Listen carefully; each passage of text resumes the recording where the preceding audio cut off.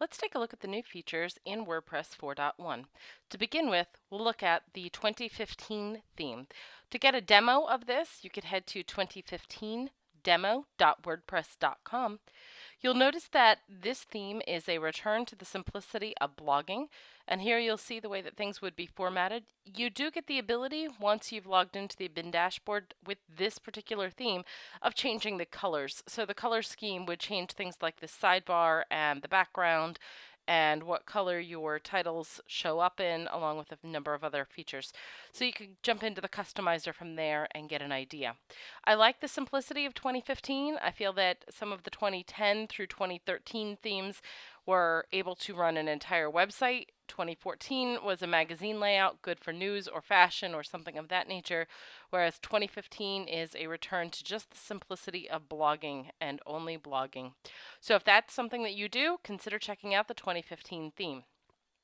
The next feature that you'll notice inside of WordPress is that if you are composing something, the distraction-free writing mode will get rid of the clutter. Now this is in WordPress itself, so once you've logged in and started a new post, you'll notice the distraction-free writing mode icon will show up right here.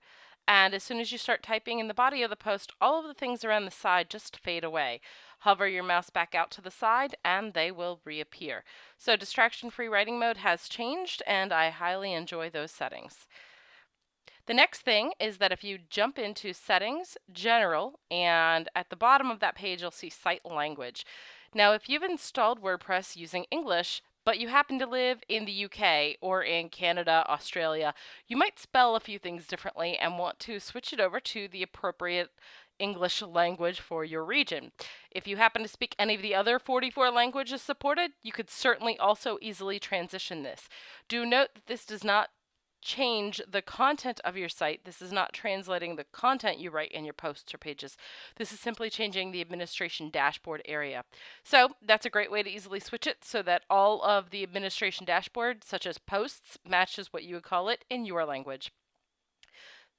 The next thing to look at is if you jump to users and then your profile, you will see that inside of this you have the ability near the bottom to again log out of all other sessions.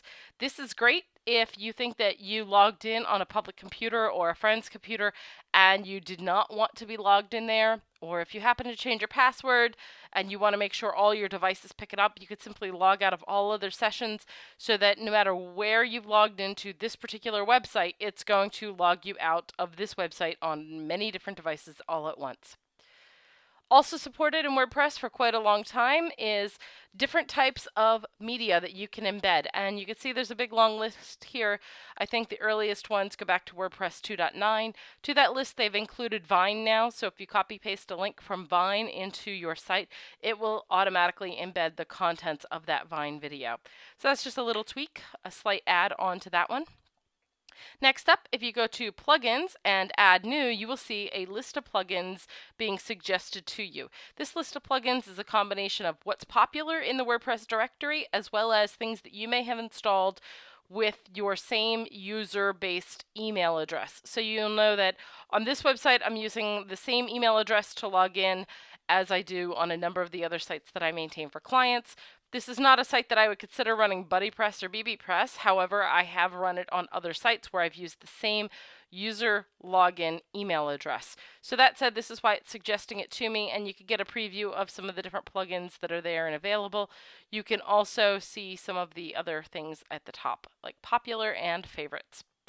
And finally, the last one to really show you in the video is if you were to edit a photo inside of a post and you want to quickly get back and change some of the settings.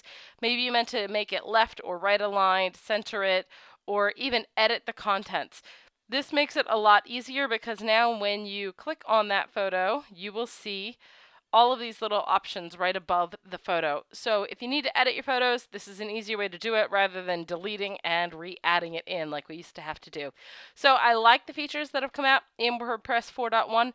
None of them are terribly major. There's a lot more that it goes into. There's a lot more under the hood, settings that really most users aren't going to come across. But if you want to find out that information, you could see the link at the bottom of this blog post. Thanks.